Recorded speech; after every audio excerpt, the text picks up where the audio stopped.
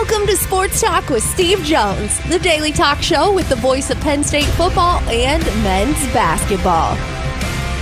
You never know what special guest may stop on by any given day. Now here's the man of the hour, Mr. Steve Jones. Welcome. A very smiley Steve. Welcome to the show. It's a solemn day here in the radio station. Not on my part. Let's start out west. Before we get to the east, because that way we can lead into the Celtics later, let's start out west. That was the later game to happen. It feels okay. I didn't watch either game. I just read about the games. Well, starting with the Western Conference, I guess we'll go with the game 7, the Wolves. The Wolves were down 58-38 at the start of the second half. Mm-hmm. Yep. Anthony Edwards had 4 points. They looked bad. Gobert was getting beaten around. Anthony Edwards spent 48 minutes of looking bad yesterday. Yeah. Okay, He did not look good. He didn't play well at all. 16 points on 24 shots. Yeah. What? Jamal Murray had 22 points in the first half. It looked like it was going to be a blowout. Sure. But they stayed. And they're at home. And they were at home, the Nuggets. So it was like, you're not coming back from this. And the Wolves, the entire game, just looked like they were never going to be out of it. It looked like it was going to be a blowout, but like the Wolves looked like they were still actually playing basketball. And they slowly but surely, and this has been said by multiple people now, they walked down the Nuggets. Right. They slowly, methodically got point after point after point. They came back, and then they were down 4. And then Ant hits this crazy, behind the back, step back 3 over Aaron Gordon to all of a sudden make it a 1-point game. Right. And then the Nuggets get a little separation, and then the Wolves get there's a shot from I think it was Ant or someone, shot miss, hits the back of the rim, bounces up. Who is there to throw it down? Naz Reid. He throws it down, and then 5 seconds later, Jamal Murray is dribbling up court. He gets trapped by Mike Conley, Anthony Edwards. Ball is stolen by Conley. Conley passes it to Naz Reid. Naz Reid checks at the corner. Ant makes a 3. And then just after that point, it was all downhill for the Nuggets. They could not make a shot. They looked bad. Jamal Murray looked bad. Jokic looked like he was rushed. It was just a 2-man game the entire time. There was no offense flowing from the Nuggets whatsoever. And yeah, Ant didn't have a good game. Didn't matter because Cat finally at least played his best game he's ever played in the playoffs. Especially in defense. Defensively, he looked great. He didn't score a lot. He scored 23, but that was all he needed to do. They just told him get 23 points and play good defense. That was what Ant said the entire series was. And after game 6, I think, was after they'd won, he said, yeah, like I told Cat afterwards, if you do that, if you just don't get in foul trouble, we'll win. And look what happens. Doesn't get in foul trouble, they win. It was more than that, of course, but the fact that just the Nuggets, what happened? Well, here's the bottom line. You're ABC, ESPN. You are doing everything in your power, hoping the Boston Celtics get to the finals. Because if you don't get the Boston Celtics into the finals, if that's what you don't end up with, you have a potential ratings disaster. Yep.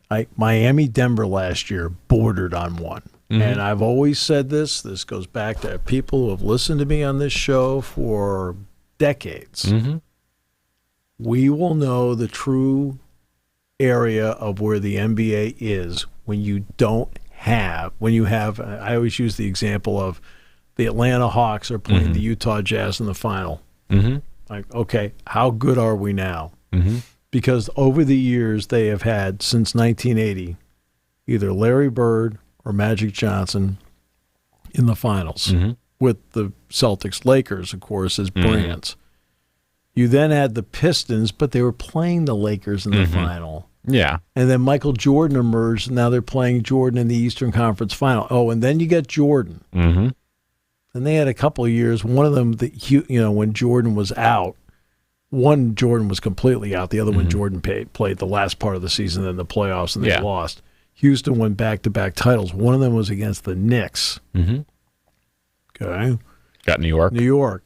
Then Jordan is now fully back. They win the next 3. Oh, and that's followed up by Shaq, Kobe, and the Lakers winning their, 3 in a row. Yeah. With a mixture of San Antonio in there. And San Antonio, because they were around there enough, people got to know it was Duncan and Ginobili and Parker and Popovich and the whole deal. Okay. And then you went from that. Right. But then you had LeBron.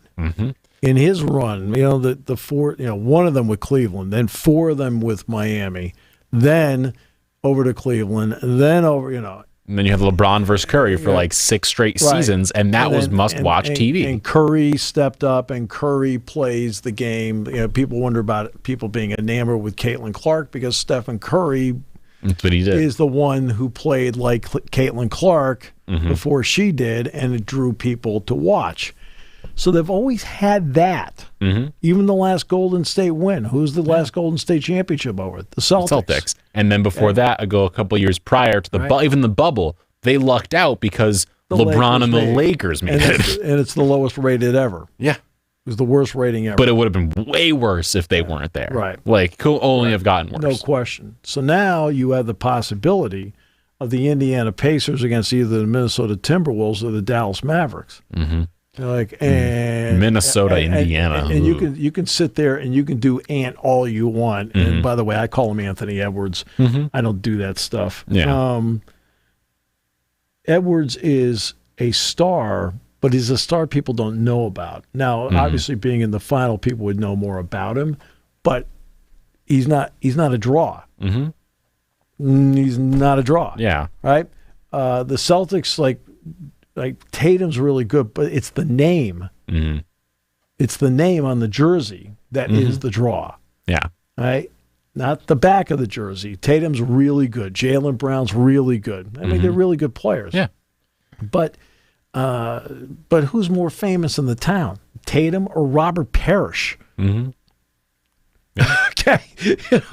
Right? Just because of the era. I'd take, who on the Red Sox? Like Rafi Devers is way more famous, I think, than Tatum or Brown are. I'd probably say. I'd put the Red Sox with Devers in general above them. Like, the fact is, when David Ortiz was. Yeah. Ortiz was there. Red Sox, like I said, I went to a Red Sox game last month in Pittsburgh. They put the starting lineup out. I said, who are these people? Because Devers wasn't in the lineup. Story's out for the year. O'Neal was on the IL. I mean, like all the guys, like I thought were like legitimate major league players. Like, no, not there. I thought I was watching the Worcester Red Sox, the Woo Sox. But that's the issue they have with this. Indiana gets there. You can promote Tyrese Halliburton all you want. It's not going to work. You could promote Anthony Edwards all you want. It'll work to a point, okay? Because I think he's done a lot. But again, you're talking about it really helps when somebody does something in college. Stephen Curry at Davidson got them to the Elite Eight. You're like, well, I can't wait to watch this guy in the NBA. Gets to the NBA. Okay. Anthony Edwards played at Georgia. Very few people saw him play at Georgia. Yeah. If you have SEC Network, you saw him play some. But they weren't on games regularly. They didn't make the NCAA tournament. People don't know, he spent 1 year there, and he spent 1 year really in college basketball anonymity. Yeah. More people knew about Jalen Pickett probably coming out because he played in the NCAA tournament. Anthony Edwards and Zach Edey are different types of players. But Zach Edey will be in the draft, and at least people know who he is. Edwards has had to make his entire reputation, really, on the NBA level. And to his credit, he is a marvelous player. Right? More people know about Karl Anthony Towns because his 1 year was at Kentucky. More people know about Zion Williamson because he was at Duke, right? As opposed to a guy, Georgia. Now, Luka Doncic, they know who Kyrie Irving is. They know who Luka is. Now, And, of course, fans around here, we all know who Derek is, Derek Lively. Okay? Yeah, we'll talk about him as well in a minute. But they've got if you pull the ESPN people aside privately, like, I hope the Celtics make it, only because they need the brand name in the final. And the NHL is sitting there with the Rangers. New York. Florida, not going to work. All right. And then there's a seventh game between Edmonton and Vancouver coming up. They need Edmonton to win. Vancouver's on home ice. But, like, getting Edmonton to win, at least it's Connor McDavid. Yeah. And they're facing Dallas. Like, really? Okay. Like, they desperately need the New York Rangers to be in the Stanley Cup final. Both, ABC and has the final this year. They need the New York Rangers in. If the Florida Panthers win, they're gonna, they'll do a great job with it. But they're just thinking, going, oh man, this is 2 years in a row. Yeah. Yeah. And with all due respect, those teams can't worry about it. But the brand part means something. That's why when I talk about college sports all the time, I talk about the brand names carrying the day. You don't walk into a TV meeting to do negotiations and say, hey, good news, we've got Indiana and Northwestern football. Like, they look at you and go, okay. And I say that with all due respect, okay? There's no disrespect meant. You walk in and you say, all right, we've got Penn State, Ohio State, Michigan, USC. That's our starting point. Okay? What else do you have? Oh, well, we also have UCLA, Washington, Oregon, Wisconsin, right? Nebraska. Not bad. Right? You're like, okay, let's keep talking here. Right? The SEC doesn't walk into the negotiating meeting and goes, hey, we got Vanderbilt. We got Mizzou, baby. Let's go. Got Vanderbilt and Missouri. And they go, meeting's over. No. We got more. We got Alabama, Georgia, LSU, Texas A&M, Texas, Oklahoma, Florida. Oh. Yeah. The ACC doesn't go, we've got Georgia Tech. They see it. Oh, yeah. Oh, if I hear about the Georgia Tech thing one more time, they should be in the Big Ten. To do what? It's like to do, I mean, what are you talking about? But it comes down to brand names. The brand name, because the key to any rating is, can you get the casual fan to be interested? The Knicks winning over Indiana yesterday would have been a bonanza. Oh my God, Boston, New York. Right. But it's great. And New York has been a great story. Brunson's been a great story. The Villanova 3 has been a great story. I mean, they've been great stories, and now they're watching. And that was a blow, right? The defending champion being knocked out, that at least people got to know a little bit last year. That's a blow. And, I mean, it's not going to affect their contract negotiations. They're already settled with ESPN. The ESPN part is done. They're going to be the new part of it. Sounds like the Amazon part's done. The only part's not done is the NBC part, and Turner and NBC is they're fighting right now in the lead as they make the turn to the home stretch. But brands mean something. Yeah. And that's, I mean, the NFL doesn't worry about that. It turned out they had a Super Bowl this past year. It was Kansas City and San Francisco. Well, that's Patrick Mahomes out there. The 49ers are an established brand, right? The year before was Philadelphia and Kansas City. They don't have that worry. The NFL just say, hey, they could have Jacksonville playing Seattle in the Super Bowl. They draw a rating. It's a holiday now. It's everybody's Super Bowl Sunday, Kyle's chip and dip day. It's hey, I love me some good chip and dip. Okay, and believe me, it's a little lean on the invitations. But they don't have that worry. Baseball has that worry. I mean, last year you got the Texas Rangers winning it. Well, they're a terrific team. Right? But it doesn't take away from how good the team is. But it's not the Yankees, the Dodgers, the Red Sox, the Cardinals, Mets. Like baseball has, a little bit of the issue. Like the Astros drew some because they got the bad guy image. Mm-hmm. Everyone loves to see a villain lose. Right. You love to see a villain lose, and you love to see. But you've got the Arizona Diamondbacks and the Texas Rangers in the World Series. Mm-hmm. This is no disrespect. They earned their way there. Mm-hmm.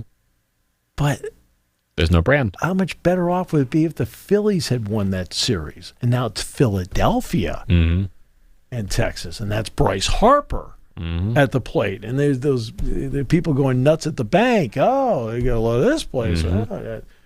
Okay. Yeah. There's something to the branding part of it. The Dodgers playing the World Series against the Yankees. Okay. Right? You'll get the complaints about the highest payrolls and so forth, and they're both justified. They've outspent everybody to get to this point. But again, it goes back to what I've talked about. I've talked more about it recently, but I'll bring it up again. And that is, you invest to your level of expectation. The Yankees and Dodgers have high expectations, thus they have made big investments. I respect that. The Pirates keep telling their fans they have no expectation. I'm not joking about this. I know. Okay, this is not a joke. All right, the Pirates keep telling their fans, based on their payroll, that they don't have high expectations. Right? We don't have high expectations. We just just show up, see the club. This will be fun. We've got Paul Skeens. Well, they're not paying Skeens any money, right? Who, by the way, pitched brilliantly on Friday. He pitched great on Friday. Was that 11 strikeouts in 4.5? Yeah, struck out the first 7 of the game. Right? Was terrific. Okay, that's what you're hoping to see. Now I got to face somebody else besides the Cubs, but a non-Cub start. Let's see how it goes. Regardless, it's just the way the schedule worked out. But that's the point, and that's the biggest complaint you get in baseball is the disparity in salary. Well, the big brand teams, the Yankees, the Dodgers, have spent. Right? And look where their teams are. The Phillies have spent. Look where their teams are. Aaron Nola is going to be a free agent. Okay, so what do the Phillies do? They pony up the dough and they keep them. Well, it keeps the fans excited, keeps them relevant. They have the best record in baseball right now because they have probably right now, the best starting pitching. Right? To go with one of the more exciting players the game has seen that is dynamic, and that's Bryce Harper. Right? Now, Bone's been a better hitter and player, but Bryce Harper's a personality that plays the game. It's like watching golf yesterday. Bryson DeChambeau. Hey, this is part of what's been missing from the PGA Tour because he's on the LIV Tour. People don't get to see him. But the fire, the passion, the bombing of the golf ball, the ability to get himself into trouble, nobody's ever been in trouble in this part of the course because nobody's ever hit it here. This is way down there, right? And so, and he's right there in the thick of it. And then Schauffle makes the birdie putt on 18 from 6.5 feet, wins the tournament, and sheds the label of best player out there to not win a major, even though he's won the Olympic gold medal, which he did in Tokyo. So brands mean something. DeChambeau, because of how far he hits the ball, is a brand unto himself. He's a brand unto himself. So now we get back to the NBA. And, the Knicks losing yesterday was a big blow for the league. I mean, the league can't admit this. Oh, yeah. Because everybody has to be 30 teams, 30 different shots to win it. The Pacers have earned their way in. They won 4 of the last 5 games to get there. They won 4 of the last 5 games to get there. They needed to win 1 on the road. They won a game on the road. The Knicks never won a game on the road. Right? So they got there. They blew them out. Yep, Brunson broke his hand. They were already getting crushed. The Knicks, by the time Brunson broke his hand. The Knicks are sitting here with 5 of their starting 7 guys either out or hurt. And just a bad it's just a bad set of circumstances. And the fact that they still kept it within reason of 21 points, like DiVincenzo had 39. Right. I mean, and Alec Burks is playing minutes for you. Well, they're playing minutes, not only just playing minutes, but they did a great job of hanging in this series. Because you could tell Game 4 was the one that told you everything. They were out of gas. You could see it. They weren't just out of gas, they were out of bodies. Well, which was you're run down. You can't go to the bench and go out. You're looking at Brunson now instead of playing 48 Ironman minutes, and Josh Hart got hurt in Game 6, right? Playing 48 Ironman minutes instead of maybe playing, 37, 38. Now you go over a series, and if I'm playing 38 minutes and I get to Game 7, that means that there's been 60 minutes of the series I've sat out, which is a game and a half. Or a game and a quarter. Yeah. It's a game and a quarter. I didn't play. I was watching. It makes a big difference. Depth, depth means a lot. The Celtics have gone through the first 2 rounds without Kristaps Porzingis, and they will start this next series without him as well. I think by the time the series is over, I think he's going to play. It is expected they'll be without him at least for the first few games. Yeah. There is kind of an expectation on his part. He may not. If they don't need him to, he will not play this series. Right. Like they're hoping to get this done in 4 and give him as much time as possible. So they've been able to get to this point without him, and they can continue without him until it gets to a point like, maybe I'll start playing. Yeah. But that's the depth part of it. They've had guys that have been good enough to play and fill in. And the same thing in the Stanley Cup. Guys have been getting hurt. Brad Marchand missed a few. Now, that's not the reason the Bruins lost. All right, but Marchand, their captain, still a good player at this age. I mean, he was on the 2011 Stanley Cup champion team. Been here for a hot minute. Right, and but he's been out. There have been a couple other guys that have been out on other teams as this has been playing out. Like because it's a tough, hard-fought, physical game. But Dallas, I mean, look, Jamie Benn's a good player. Sagan's a really good player. I mean, the goalie Ottinger's really good. I mean, they have really good players, but they, Edmonton's sitting there. Okay, name a Vancouver Canuck. Okay, but everybody knows, not everybody, but a lot of people know who Connor McDavid is. Okay, so even though it's a Canadian team.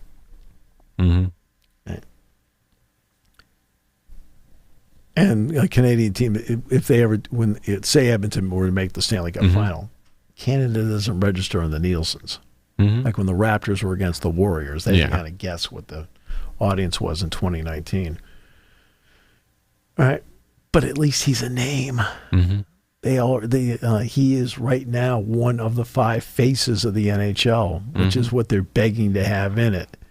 They've been fortunate for years. Hey, Sidney Crosby. I know who Crosby is. Alex Ovechkin against the Vegas Golden Knights. Hey, it's kind of neat. Vegas is in there. The expansion team, the whole deal. Hey, there's Alex Ovechkin. I know who he is. Right? You don't have this in the NBA. Doncic, Anthony Edwards, Tatum and Brown, Halliburton is the step below. Halliburton's like, yeah, okay. Like, look, for all this, hey, look, they got all the way to the finals of the in-season tournament. Nobody, look, on a relative scale, not many people watch the in-season tournament. It's going to Amazon for a reason. It's okay. Yeah. It's where it's going to go next year. It's going to go to Amazon. Hey, good luck. And enjoy it. The part of the thing with the NBA. Jack Ryan reruns where we're going to get higher ratings. Hey, we love John Krasinski here. I'm a big Jack Ryan fan. I actually sat down last night and watched 2/3 of season 1. It's good. It's a good show. It's really good. But going back to the NBA and the playoffs, so the Timberwolves get it done. They beat Jokic. They do all these things. They look impressive. Yep. They now get, as we said, the Mavericks, who very impressively won in the game 6 against the Thunder in a hotly contested game. It was back and forth. It was literally came down to a single point at the end. And the MVP of the series by far is PJ Washington, who had averaged 29 points a game. Again, a role player. Yeah, a role player who came up big and did his job. Nas Reed for Minnesota, role player. Okay, I mean, that makes a big difference. But do you know who had the best game of Game 6? It's Derek Lively. Derek Lively. 15 rebounds. The entire game, I finally sat down and was able to watch some of these games. Throughout the entire game, he had 15 rebounds. He probably affected 30 rebounds. He probably had 15 and then had another 15 that he either tipped and someone else got, or he was involved in, and just the Thunder could not rebound the ball once. It was a 47-31 disparity on rebounds, and you'd expect Chet to get some rebounds. Nope. Did not have a good game. And the Mavericks had experience. The Thunder did not. The Mavericks got it done. And Luka's probably sad he doesn't get to face his European friend in Jokic because they've been friends for a long time and they've discussed this. So I'm guessing he's sad. But now, as you said, you've got Doncic in this and Kyrie Irving. Western Conference Finals and Kyrie Irving. And you have a team that has at least some names on it you recognize with Anthony Edwards, Karl Anthony Towns, where like you've got, okay, a little bit here. And then on the East, as we said, the Pacers beat the Knicks. The Knicks are just every person who could get hurt did get hurt for the Knicks. And the worst one was, of course, the middle of the third quarter. Jalen Brunson is swatting down to steal the ball from Tyrese Halliburton and breaks his hand. Right. And for anyone saying, oh, I've seen a lot on Twitter of, oh, Tibbs is overusing his guys. That's why they all got hurt. The only one who got hurt from overuse was OG Anunoby. Brunson swatted down to steal a ball. That Happens. Bogdanovich went up for a layup and landed on a guy's knee with his foot, and his foot twisted. Mitchell Robinson has had ankle issues all season and then got tackled by Joel Embiid. Like, you're going down the list, and it's just like, OG's the only one who legitimately got hurt from something you could consider overuse, where he was running on a fast break and pulled up with a hamstring problem. The rest of the guys, fluky things. You can't expect Julius Randle to take a charge from a guy and him land on his knee, and that, like, it happens. So the Knicks, I'm proud of them. They played really well. Pacers shot the ball at a legitimately historic level in a game. What was it, 60-something% from the field, which is the greatest shooting performance of any team ever in playoffs. Right. So they now get to go to Boston, and they've been saying, oh, we're ready for this. We're going to beat them. It's going to be rough. It's going to be a very physical series. It's going to be a physical series. The Pacers are going to run and run and run. Yeah, but the Celtics run. Celtics run as well. The only part of it that I think goes the Pacers' way is the fact that, as we said, Porzingis is probably not going to play in the series. Right. Because... And Siakam's a good player. Turner's a good player. Siakam and Turner are good players, so there's no Porzingis. That means Horford's going to have to play a bunch more. And as we saw last against the Cavs, Horford's legs aren't what they used to be. They are not. He is a different player than he was. But they have a couple other guys. I mean, it's not like they have other guys. Look, it revolves around, like, for example, what the Celtics need is they need Drew Holiday to do a good job in Halliburton, which, by the way, he is more than capable of doing. Right? And they need Derek White to play well. Right? You need to have somebody else step up and play well. Yeah. Right? And then when Pritchard comes off the bench, he needs to hit a couple threes for you. What I will say, by the way, about this NBA postseason is it has not disappointed with the late games, the later series games. So Game 6 Thunder Mavs was a dogfight. Game 7 of the Timberwolves Nuggets was what you thought a Game 7 was going to be. Every series the Knicks played in or every game the Knicks played in was a heart attack waiting to happen. I think I had 10 heart palpitations in the span of the playoffs for this Knicks team. Like, it was just fights after fights after fights. The Clippers-Mavs series was amazing. The Celtics Heat. The Heat won a game. The Cavs Magic was a bad series, but it went 7 games. Like, there was just intrigue across the board. And the NBA has done that so far this season. I am just a little fearful that the Eastern Conference Finals is going to be a 4-zip, and the West is going to be the one we have to watch because that's going to be fun because Minnesota gets home court advantage against Dallas, which is going to be nice for them. They get to go home for a few days. I wonder if they'll go to any steakhouses in Minnesota. I know there's a few possibly they could go to. Murray's and Manny's.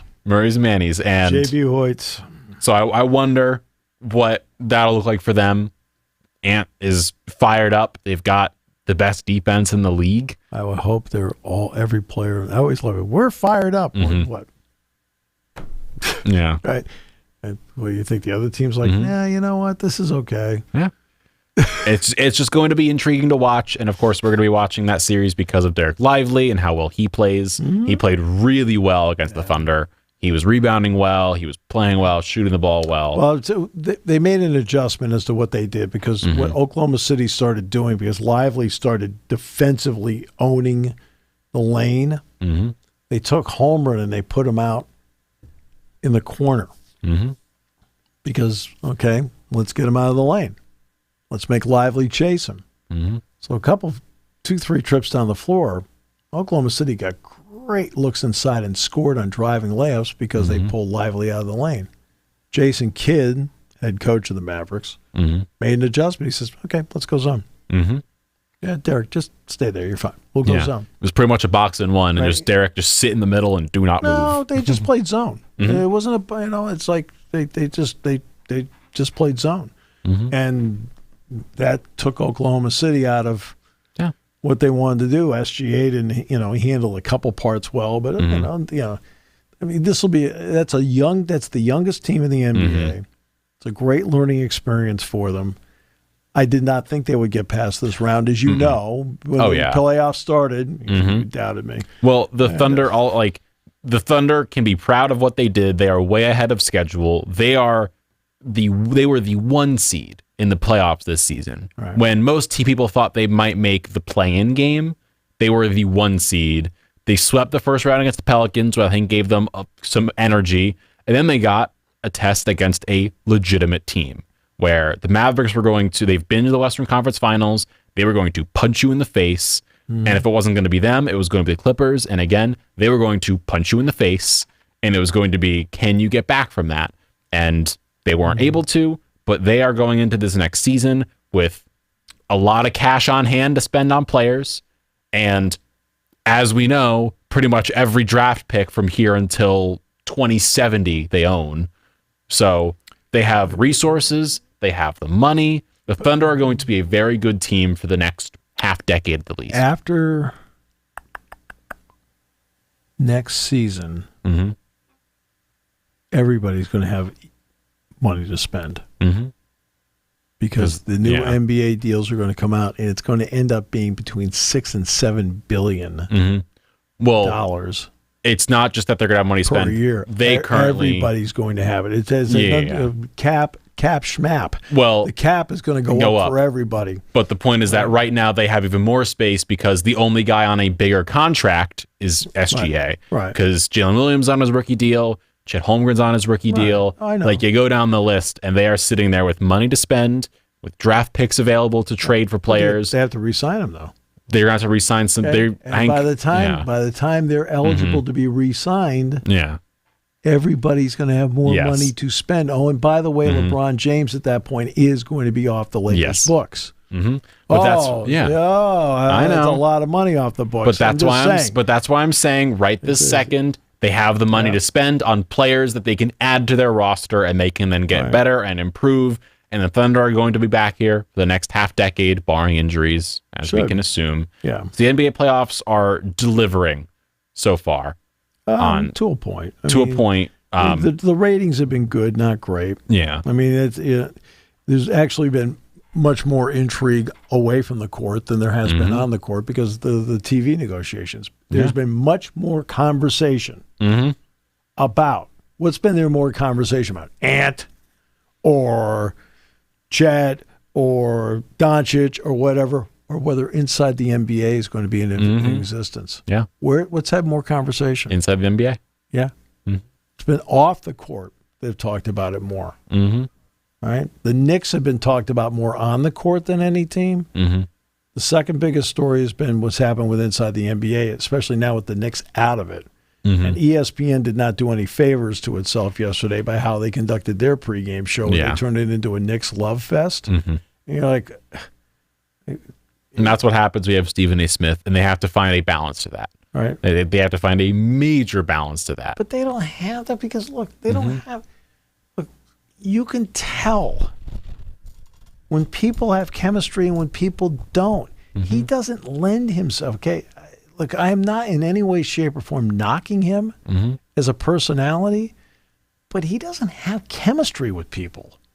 Like, as an entity unto himself, he is a force. But he doesn't have chemistry with other people out there because he's always got to be the the number one guy, Mm-hmm. right? Kenny and Chuck, Shaq, and Ernie Johnson. Nobody cares who's the number one guy. Yeah. Nobody. Right? And guess what? The other three people on the set, they'll tell you who the number one guy is. It's Ernie. Mm-hmm. Right? And he doesn't care if he's the number one guy. Right? On the ESPN set, he is the dominant personality. And he says it, and he knows Right? it. And Michael Wilbon is fighting to be okay, a number one personality. Mm-hmm. Right? And Yeah, it's a muddled mess. right. Okay, to the credit of ESPN, when they do College Game Day, football, basketball, terrific. They do any other studio show, they are a disaster. Mm-hmm. NFL Countdown? You ever I watched 10 minutes of it and I went, what am I watching here? Mm-hmm. Right? It's not fun, it's not entertaining, it's not anything. You know, it's not informative, it's not fun, and it's not entertaining. Those are three bad things in TV. Mm-hmm. Not fun, not informative, not entertaining. You got to get one of the three. Okay? You watch Inside the NBA. It's fun, it's informative, and it's entertaining. Mm-hmm. Okay. Guess what? Yeah. Okay. You sit there and go, okay. And then when they'll talk maybe some serious stuff at some point, you get to see it during the NCAA tournament. Mm-hmm. You're like, hey, Chuck and Kenny are on. Great. Can't wait to hear what they have to say. It doesn't matter what they say. Mm-hmm. They've got it. There's an it factor. They've got it. Mm-hmm. ESPN doesn't, and their NFL pregame shows, they don't have the it factor. See, Chris Berman and Tom Jackson had the it factor, right? But they don't have the it factor with the current group. Mm-hmm. Their NBA group, they don't have the it factor. Their NHL thing is okay. Yet TNT comes in, and McHugh and Bissonnette and Henrik Lundqvist and Anson Carter. But guess what? They're pretty good. Right? And I don't watch a lot of the pregame, but you have to watch, like, in between periods, I'll watch it. Whatever. They're good. They're good. Why is it other people can come in and do this, and the worldwide leader, which is the worldwide leading spender, can't get it? It's crazy. They can't get it. Right? And to be honest with you, like in the NBA, Mike Breen is beyond brilliant. He is. I mean, personally, I personally like Mike. Oh, yeah. And professionally, he's just top shelf. God. Right? But they had, in Mark Jackson and Jeff Van Gundy, a really good, terrific chemistry team. And this group of geniuses blew it up. It's like with Joe Morgan and John Miller. It's 20 years. We need to move on. Stop thinking you only hurt the ball club. Right? You don't need to, you know a good way to justify your job? Keep making the right decisions. Right? And sometimes the right decision is Nothing. no decision. All right. Now, I'll say this. When John Miller left, they brought in Dan Schulman. Schulman is top shelf. Top shelf. Everything he does. Right? But they haven't had it right since. Really. Right? Because they overthink everything at that network. Stop overthinking. The high regard I hold Doris Burke, because I've worked with her. I've done several games with her, like more than several, right? So I hold her in the highest regard, right? She deserved her shot, right? If they're going to do this, right? JJ Redick's been good. He's to be honest with you, he's flat. He can't help that, right? And he'll probably go into coaching, whatever. He's smart, knows the game, but it's flat, and it's like, okay, it's your turn, it's my turn, and okay. You look at the NHL. Sean McDonough's been great. Ray Ferraro is terrific, and I think the world of Emily, because Emily is she's a Penn Stater, and I think I laugh. I really laugh out loud almost when this is the criticism I heard. The questions are just too short. They're not, insightful. She asks direct questions and gets answers, right? She understands who the interview was about. It's about the subject and not about the interviewer. You don't have to prove you know what you're talking about. You're already standing there. Okay? Like, that's your criticism? Yeah. Are you kidding me? So that threesome there, and that Bob Wischusen really is a terrific hockey announcer. Okay? The TNT guys have all been good, when they got John Forsland, A. Olczyk. They've done they did last season of the Seattle Kraken together, so they're in sync. And then when Eddie Olczyk moves over and he's with Kenny Albert, Kenny's great, and I think the world of Kenny. So they understand the chemistry part of it, right? Chris Fowler, Kirk Herbstreit, great chemistry. Dan Schulman, Jay Billis, great chemistry. Okay? But when it comes to the studio shows, whomever is in charge of that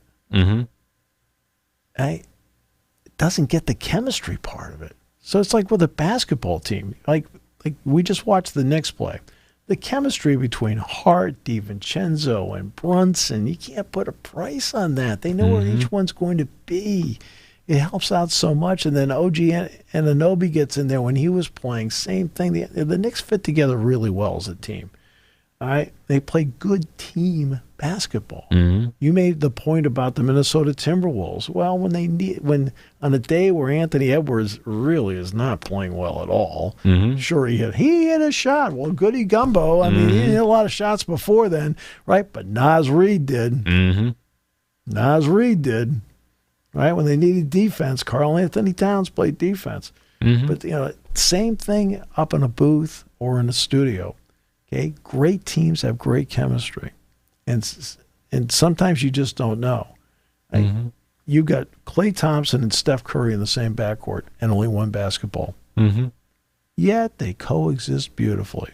They have chemistry. And that was the thing with them and Draymond, and the reason they worked so well is because those three at all times knew where they were going to move, and they were just running around. Right. And you could just point, if you're trying to figure out defenses the entire time were saying, we don't know where they're going to go, but they all know where they're going to go, and they're doing random movements. Well, that's why people have talked about the possibility of J.J. Redick coaching the Lakers. I go, well, he's never coached before. Steve Kerr had never coached a game.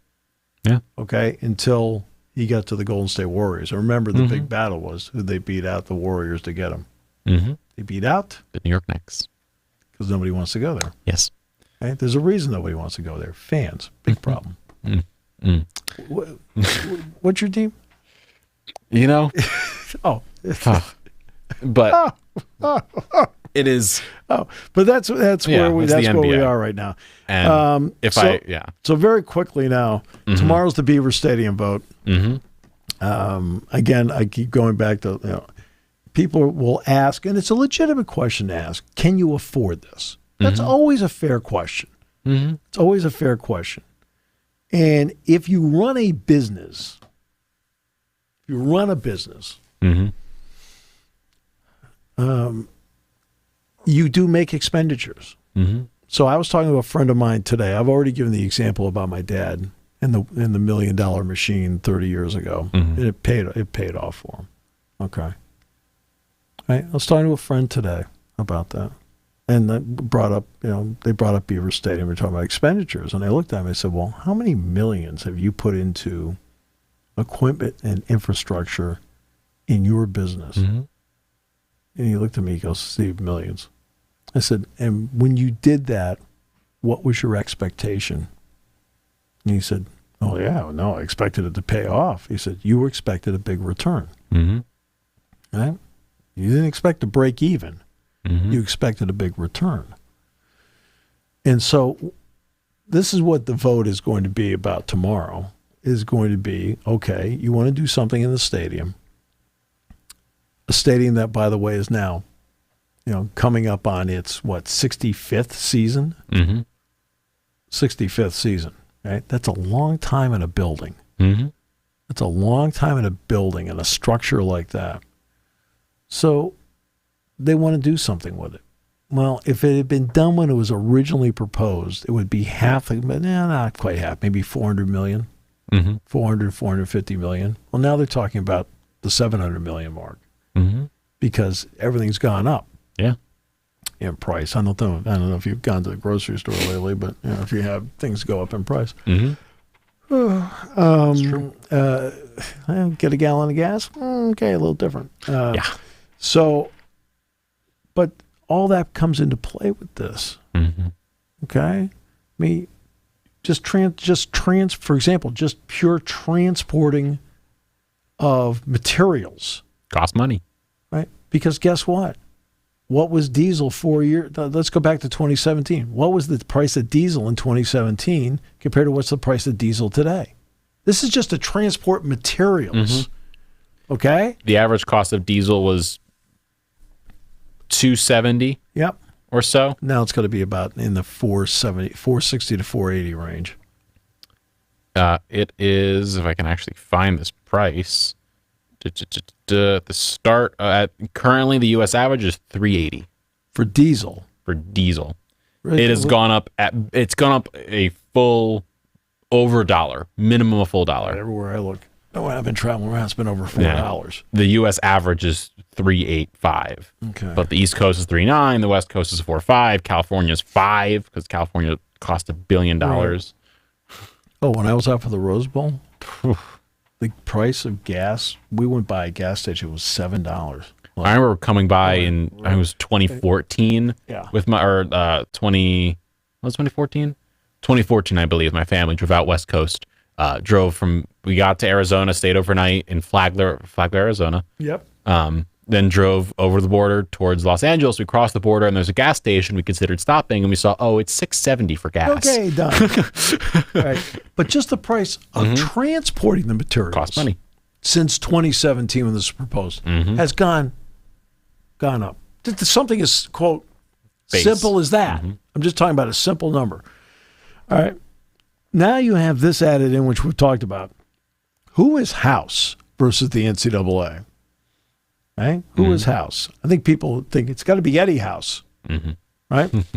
It's actually Grant House, former Arizona State swimmer. Now, the other person on there is Sedona Prince, the former Oregon and current TCU women's basketball player. Okay, they were the two named plaintiffs. Okay.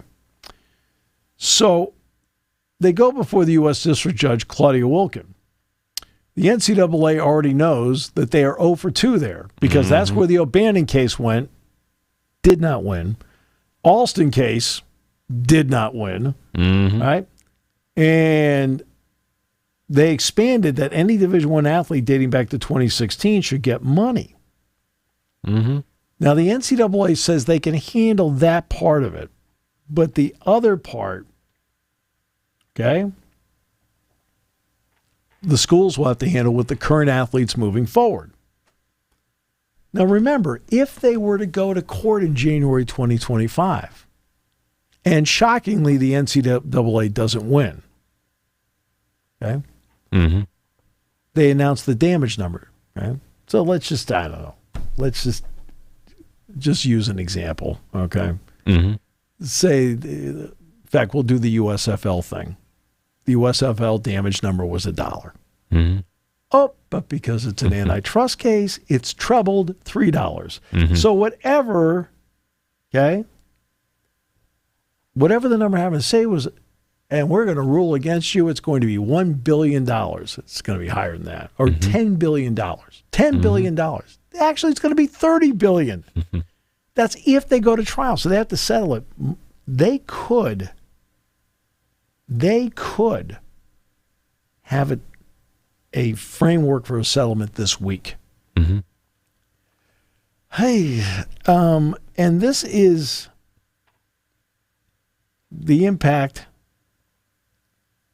on every school. And I'll tell you right now, I'm going to see later in the week West Durham. In fact, I'm definitely going to see West Durham for 2 days because West Durham is in my playing group, right? there's 12 of us who be at this Big Ten announcers. So we did it's just a fun time. We just get together as friends. But Wes is going to be there. And Wes and I are in the same playing group 2 days in a row. We'll have a lot of ACC talk because Wes is on the ACC network. What could possibly be going on with the ACC, Steve? I have no idea. You feel like at the moment the conference as a group is like watching at this hour dead man walking. It's just how far can they keep walking with the Florida State thing and the Clemson thing. Look, Florida State and Clemson are not going anywhere this year. Florida State and Clemson, I think, are not going anywhere in 25. But in 26, now it becomes part of that, like, okay, where are we here in all this? And what could happen is this. They may set roster limits. And everybody on that roster, we're talking about the $20 million now, or the 22%, whatever is lower. Yeah, the $20 million now. Okay, let's get to what's the first question that has to be asked about the $20 million. How's the split going to work? Yeah, but why? What's the why on how the split will work? The question you have to ask: what role does Title IX now play in the split? Okay, that has to be brought up. It has to be discussed, and it's an important point to discuss. You just can't say, "Hey, we need it for football and basketball. We're fine. We need to get players." You can't do that. It's Title IX, and so that has to be brought up as to how the split is going to work. All right.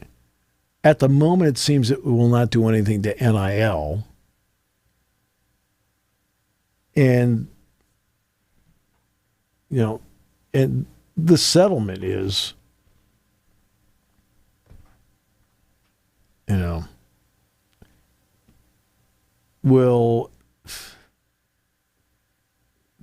one thing it will do is there's actually the two other high-profile cases nobody's talking about. Hubbard versus the NCAA, loser. Carter versus the NCAA, loser. I have no idea what the suits are about, but the NCAA will lose. Because they always lose. Plaintiffs in both cases are represented by Steve Berman and Jeffrey Kessler. Yes, indeed. Hubbard is similar to House in the sense that it is seeking retroactive damages for education-related Alston payments. Carter argues that rules prohibiting college athletes from receiving pay for play violate antitrust law. A House settlement actually settles both. The last one is, the third one, is Fontenot versus the NCAA. Loser. That's a class action suit filed in Colorado seeking similar claims and damages as Carter. A motion to transfer that case to the Northern California court, as the other antitrust suits, has been requested. And again, if the transfer happens, then in House gets settled, that gets settled too. Oh, boy. All right. It is. We all know that after the Alston case, and okay, what's the Alston case about? Okay, the Alston case actually is about Kyle Leff, star quarterback. All right, we're going to lose. Right. Kyle Leff, star quarterback on the football team, the whole deal. Right, great. But man, you need laptops and iPads and things like that for your education. Oh, by the way, which you can also use for your personal use. Oh, and you can also use if you want for, hey, let's call up our playbook here on the iPad and let's go through it. Let's look at today's practice on the iPad and do that. But that's what it was about, the materials to go and get, all right? That the school should be responsible for, that you don't have to pay for. That's what it's about. Why this has all happened is that in a 9-0 ruling, where somehow, some way, the NCAA unified Sonia Sotomayor and Brett Kavanaugh in a kumbaya moment, 9-0. Okay? You are really a loser when you are, okay? When the left and right are combining forces against you, you really messed up. When you ended up with 0 votes. Okay? Didn't even get a pity vote from somebody. Right. But when Brett Kavanaugh wrote the opinion, because the majority, they'll pick somebody in the majority to write an opinion and somebody to write the minority opinion. Problem solved. There is no minority opinion. When he wrote the majority opinion, he says, hey, look, you better not bring other cases back here. He says, your current model, he says, is ripe to be blown up. That's when everything started going down the NIL road, laws, things like that. That's caused the explosion because it's gone from iPads to money. Friend of mine, I'm not going to say which network, right? And he's not the play-by-play of the analyst. He's the producer and also a guy on his network that does all the halftime, postgame, pregame, right on the air. Great guy. When Caleb Downs transferred from Alabama, he said to me, he says, I don't know how much longer I can stay in this. When I see something like that, he says, this is not what I got into this for. And I said, I looked at him, I said, look, you have to be able to adapt. I said, as simple as that. I said, if you don't feel like adapting, I said, do something that is comfortable for you, that's great. I said, I have no problem adapting because I love the game so much. And, and obviously the people I work with at Penn State and everything like that, I said, they're the greatest. I said, I don't worry about how they get there. And, by legal means. By legal means, right? Yes. Right. I don't care how they get there. I said, I'm just glad that they're there and just go from there, and then we've got games. I said, that's how I look at it. I said, I know there's a lot of money talk. I've got that, right? And and that after watching on tape the Knicks game yesterday, they didn't spend enough. God, it hit me where it hurts right at the end. What? Tomorrow we'll talk about my other favorite topic in the world. The 49ers? Soccer. Thank you for listening to Sports Talk with Steve Jones, a 7 Mountain Media production. Come back at 11 every weekday for analysis of the latest happening in the sports landscape. From college football to European soccer, Steve and Kyle